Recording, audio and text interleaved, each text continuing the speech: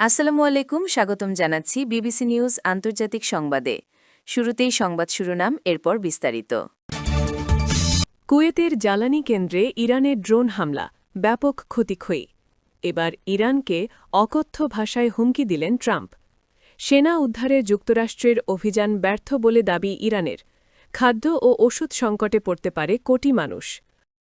আপনি যদি ইসরায়েলের ধ্বংস চান এবং মুসলিমদের পাশে থাকেন, তাহলে ভিডিওতে লাইক করে চ্যানেলটি অবশ্যই সাবস্ক্রাইব করে দিবেন এবং আপনার মূল্যবান মতামত অবশ্যই কমেন্টে লিখে জানিয়ে দিবেন। কুয়েতের জ্বালানি কেন্দ্রে ইরানের ড্রোন হামলা, ব্যাপক ক্ষয়ক্ষতি। কুয়েতের গুরুত্বপূর্ণ জ্বালানি স্থাপনাগুলোতে ইরানের ড্রোন হামলায় বড় ধরনের বস্তুগত ক্ষয়ক্ষতির খবর পাওয়া গেছে। কুয়েত পেট্রোলিয়াম কর্পোরেশন কেপিসি জানিয়েছে, রোববার 5 এপ্রিল তাদের বেশ কিছু স্থাপনা লক্ষ্য করে এই ড্রোন হামলা চালানো হয়, যার ফলে সংশ্লিষ্ট এলাকাগুলোতে ভয়াবহ অগ্নিকাণ্ডের সৃষ্টি হয়েছে। বিবৃতিতে জানানো হয়েছে, কুয়েত ন্যাশনাল পেট্রোলিয়াম কোম্পানি এবং পেট্রোকেমিক্যাল ইন্ডাস্ট্রিজ কোম্পানির স্থাপনাগুলো এই হামলার মূল লক্ষ্যবস্তু ছিল। সামাজিক যোগাযোগ মাধ্যম এক্সে দেওয়া এক বার্তায় কর্তৃপক্ষ নিশ্চিত করেছে, হামলায় এখনও পর্যন্ত কোনো প্রাণহানির খবর পাওয়া যায়নি। তবে অগ্নিকাণ্ড নিয়ন্ত্রণে এবং পরিস্থিতি স্থিতিশীল করতে বিশেষায়িত দলগুলোর নিরলস কাজ করে যাচ্ছে। কুয়েতের রাষ্ট্রীয় গণমাধ্যমের প্রতিবেদন জানায়, হামলার প্রভাব কেবল জ্বালানি খাতের ওপরই সীমাবদ্ধ থাকেনি।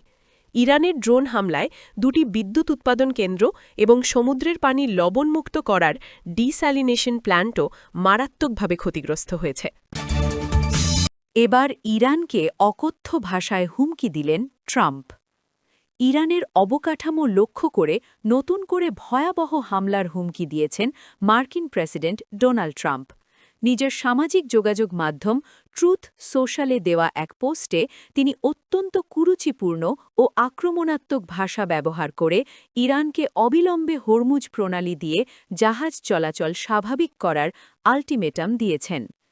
ট্রাম্প তার পোস্টে সরাসরি হুঁশিয়ারি দিয়ে বলেন, আগামী মঙ্গলবার 7 এপ্রিল ইরানে পাওয়ার প্ল্যান্ট ডে বা বিদ্যুৎ কেন্দ্র দিবস এবং ব্রিজ ডে বা সেতু দিবস একসঙ্গে পালিত হবে, যা আগে কখনো দেখা যায়নি। তিনি ইরানি কর্তৃপক্ষকে গালাগাল করে অবিলম্বে হরমুজ প্রণালী উন্মুক্ত করার দাবি জানান। অন্যথায় ইরানকে নরকে পরিণত করার হুমকি দিয়ে ট্রাম্প লেখেন, এখনই নরকের ওই প্রণালী খুলে দাও, নয়তো তোমাদের জীবনকে নরক বানিয়ে দেব, শুধু চেয়ে চেয়ে দেখো। উস্কানোমূলক এ বার্তার শেষে তিনি বিদ্রুপাত্মকভাবে আলহামদুলিল্লাহ শব্দটিও যুক্ত করেন। মূলত হরমুজ প্রণালীতে ইরানের অবরোধের ফলে বিশ্বজুড়ে জ্বালানি ও বাণিজ্যিক জাহাজ চলাচল থমকে যাওয়ায় ট্রাম্প এ চরম কঠোর অবস্থান নিয়েছেন। কূটনৈতিক আলোচনার সমান্তরালে ট্রাম্পের এমন সরাসরি সামরিক ও ধ্বংসাত্মক হুমকি মধ্যপ্রাচ্যের চলমান উত্তেজনাকে এক নজিরবিহীন ও বিপজ্জনক পর্যায়ে নিয়ে গেছে। সেনা উদ্ধারে যুক্তরাষ্ট্রের অভিযান ব্যর্থ বলে দাবি ইরানের। নিখোঁজ মার্কিন পাইলটকে উদ্ধারে আমেরিকার একটি বিশেষ অভিযানকে ব্যর্থ দাবি করেছে ইরান।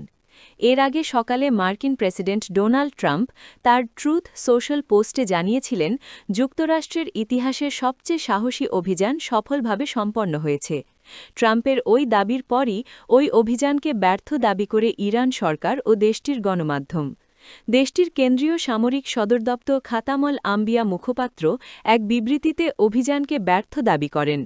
তিনি জানান, ভূপাতিত বিমানের পাইলটকে উদ্ধারে মার্কিন বাহিনী মরিয়া হয়ে প্রচেষ্টা চালিয়েছে, কিন্তু আল্লাহর অশেষ কৃপায় ইরানি বাহিনীর প্রচেষ্টায় তা ব্যর্থ হয়েছে। এর আগে যুক্তরাষ্ট্র জানিয়েছে যে এই অভিযানের সময় মার্কিন ও ইরানি সেনাদের মধ্যে গোলাগুলি হয়েছে। এদিকে ইরানের সামরিক বাহিনী দাবি করেছে, বিধ্বস্ত বিমানের পাইলটকে উদ্ধারের বিশেষ অভিযানের কথা পোস্ট করে যুক্তরাষ্ট্র তাদের পরাজয় ঢাকার চেষ্টা করছেন। খাদ্য ও ওষুধ সংকটে পড়তে পারে কোটি মানুষ। মধ্যপ্রাচ্যে চলমান ইরান যুদ্ধের কারণে বিশ্বজুড়ে লাখো মানুষের কাছে খাদ্য ও ওষুধ পৌঁছানো মারাত্মকভাবে ব্যাহত হচ্ছে বলে সতর্ক করেছে আন্তর্জাতিক সহায়তা সংস্থাগুলো। তারা বলছে, সহিংসতা অব্যাহত থাকলে মানবিক সংকট আরও গভীর হবে। সংঘাতের ফলে গুরুত্বপূর্ণ সমুদ্রপথ বন্ধ হয়ে যাওয়ায় বৈশ্বিক জ্বালানি সংকট তৈরি হয়েছে। বিশেষ করে হরমুজ প্রণালী কার্যত অচল হয়ে পড়ায় এবং দুবাই, দোহা ও আবুধাবির মতো গুরুত্বপূর্ণ পরিবহন কেন্দ্র ক্ষতিগ্রস্ত হওয়ায় সরবরাহ ব্যবস্থা ভেঙে পড়েছে। জ্বালানি ও বিমা খরচ বেড়ে যাওয়ায় একই অর্থে কম পরিমাণ ত্রাণ পৌঁছানো সম্ভব হচ্ছে। বিশ্ব খাদ্য কর্মসূচি WFP জানিয়েছে তাদের হাজার হাজার মেট্রিক টন খাদ্য সরবরাহ পথে আটকে আছে।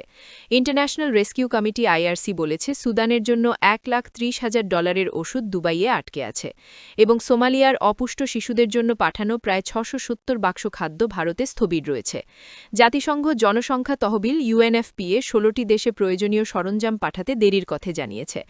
জাতিসংঘ বলছে কোভিড-19 পরবর্তী সময়ের পর এটি সবচেয়ে বড় সরবরাহ বিপর্যয়, যেখানে পরিবহন ব্যয় প্রায় 20% বেড়েছে। একই সঙ্গে যুদ্ধ নতুন মানবিক সংকট তৈরি করছে। ইরান ও লেবাননে পরিস্থিতি আরও খারাপ হয়েছে। লেবাননে অন্তত 10 লাখ মানুষ বাস্তুচ্যুত।